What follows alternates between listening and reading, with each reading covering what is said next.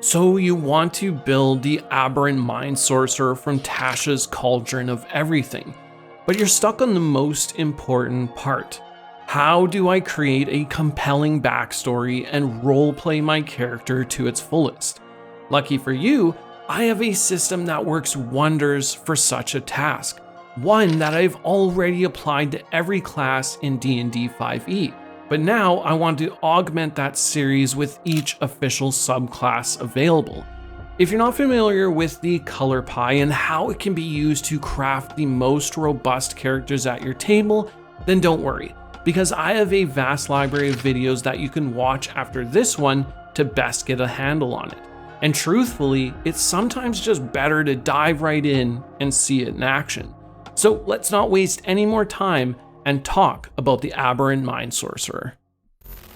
Sorcerers are spellcasters granted power at birth or by some outside influence out of their control, and the Aberrant Mind subclass is no different in this regard. Perhaps you were touched by the far realm, implanted by a mind flayer tadpole, or were born with some mysterious power to touch the mind of others.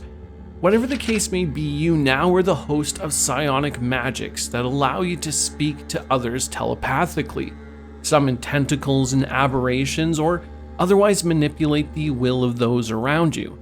It's important to note that such a power would inevitably have a major effect on your character. It's no minor trait having access to the minds of those around you, and as such, a moral dilemma is instantly baked into your character's identity.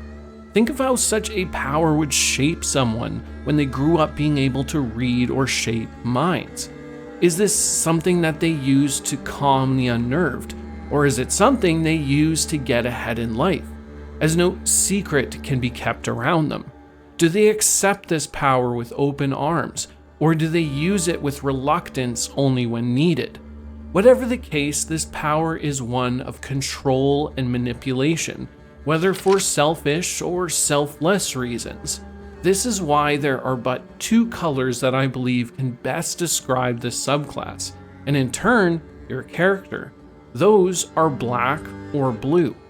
Black is the obvious choice for a character like this. The inherent manipulation of others and the reliance on the charisma stat are great reasons to build around this color.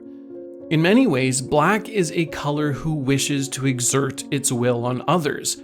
And while this sounds evil in its own right, it doesn't have to be. Your character can be arrogant, sure, to assume they can bend others to their will, but it's important to note who they use it on and why. What is their deeper motivation for using such a power? It's this question alone that will define their morality. Even within this color, a color who is not shackled by morality dictated by others, but in that which they define themselves, which is fitting for such a sorcerer, with the term aberrant literally defined as departing from an accepted standard, a short sentence that could be used to describe black itself. It's honestly hard to escape a color like black for this subclass simply because there is a level of moral ambiguity to manipulating the minds of others. Now, if you don't want to go down the route of black, I would say a good alternative could be blue for your character.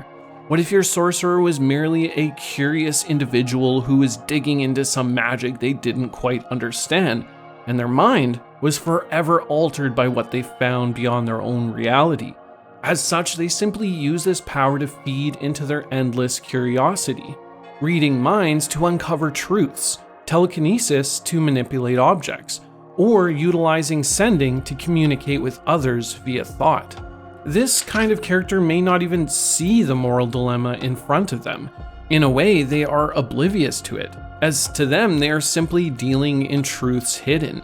As such, they take a logical stance with mind manipulation, but truthfully lean more into the mechanically useful side of the subclass. They merely want to control the outcomes of any battle or conversation. Whichever you choose for the core color of your character, it's important to note that when building your sorcerer, it's one of the few classes who subclass at level 1, and because of this, it has a profound effect on the core flavor and mechanics of this class. In the case of the Aberrant Mind Sorcerer, the shift is substantial, one that fully reshapes the Sorcerer from an elemental source of power to one that is alien. In my original Sorcerer video, I suggested using the core color of red, but when it comes to a subclass who is so far removed from the down the middle approach to its class, I would discard such a suggestion and instead lean on the core colors I've provided here. Remember though, that we are simply talking about the core colors here, and the beauty is in picking one of the two and augmenting them by adding in another color or two in order to make them a more complex character. You could go the route of making a black-green Mind Sorcerer, one who is part of a long lineage of psionic masters. Your power a birthright that you treat with the utmost importance. To you, this mind magic is to be protected and cultivated, and part of some greater force or plan. On the other side, you could use the other core color blue and add in white to craft a Mind Sorcerer who may have stumbled upon this power, but aims to use it in service of others.